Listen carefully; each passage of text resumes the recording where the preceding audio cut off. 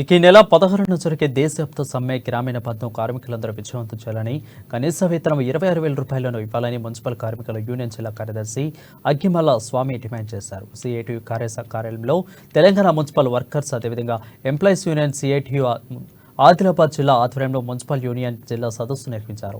ఈ సందర్భంగా municipal union జిల్లా కార్యదర్శి అగ్గిమల్ల స్వామి మాట్లాడుతూ రేపు జరిగే దేశవ్యాప్త సమ్మె గ్రామీణ బంధం జయప్రదం చేయాలని అన్నారు. కేంద్ర ప్రభుత్వం అధికారంలోకి వచ్చిన తర్వాత కార్మిక చట్టాలను కాలరాస్తుందని అన్నారు. వచ్చే ఎన్నికలు కేంద్ర ప్రభుత్వానికి తగిన బుద్ధి చెప్పాలని అన్నారు. అలాగే ఈఎస్ఐ డబ్బులు 1,36,00,000 కార్మికుల ఖాతాలో జమ చేయాలని అన్నారు. ఇతర అన్ని డిమాండ్లను కూడా నెరవేర్చాలని అన్నారు.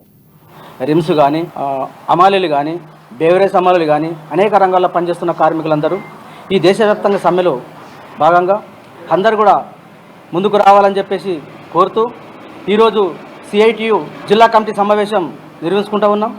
దీని ముఖ్య ఉద్దేశం ఏంటంటే దేశవ్యాప్తంగా సమ్మెలో భాగంగా మున్సిపల్ కార్మికులు, శానిటేషన్ కార్మికులు కానీ, డ్రైవర్లు కానీ, ఆఫీస్ స్టాఫ్లో పనిచేసే ఉద్యోగులు కానీ, వాటర్ సెక్షన్లో పనిచేసే కార్మికులు కానీ అందరూ కూడా పొద్దున 10 గంటలకు 10:30 ఆర్&బి గెస్ట్ హౌస్ కాడికి రావాలని చెప్పి